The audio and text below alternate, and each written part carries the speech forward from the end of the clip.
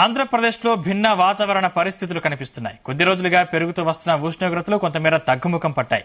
ముఖ్యంగా ఉత్తర కోస్తాలో వడగాలుల తీవ్రత తగ్గడంతో ప్రజలకు కొంత ఊరట లభించింది.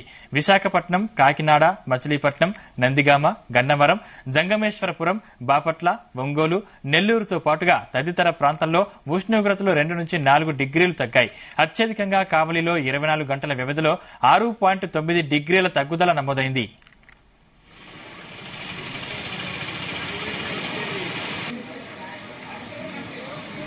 ఉత్తర కోస్తా నుంచి రాయలసీమ మీదుగా తమిళనాడు వరకు ఉపరితల ద్రోణి విస్తరించింది. కొద్ది రోజులుగా తీవ్రమైన ఎండలతో వాతావరణంలో అనిశ్చితి నెలకొంది.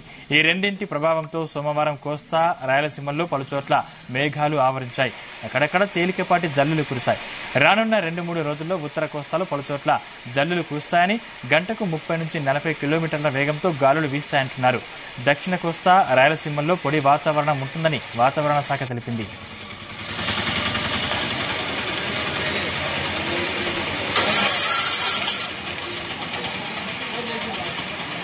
ఇవాళ రేపు ఉత్తర కోస్తాలోని కొన్ని ప్రాంతాల్లో పిడుగులు పడే అవకాశం ఉందని వాతావరణ శాఖ తెలిపింది. పలుచోట్ల తేలికపాటి నుంచి ఓ మోస్తరు వర్షాలు లేదా ఉరుములతో కూడిన జల్లులు పడతాయని తెలిపింది.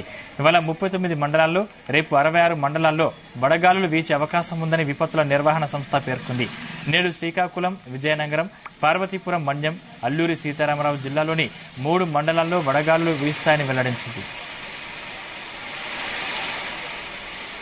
అనంతపురం, కడప, కర్నూలు, తిరుపతి, నంద్యాల, ఆరోగ్యవరం తదితర ప్రాంతాల్లో ఉష్ణోగ్రతలు సాధారణం కంటే 2 నుంచి 4 డిగ్రీలు అధికంగా నమోదయ్యాయి.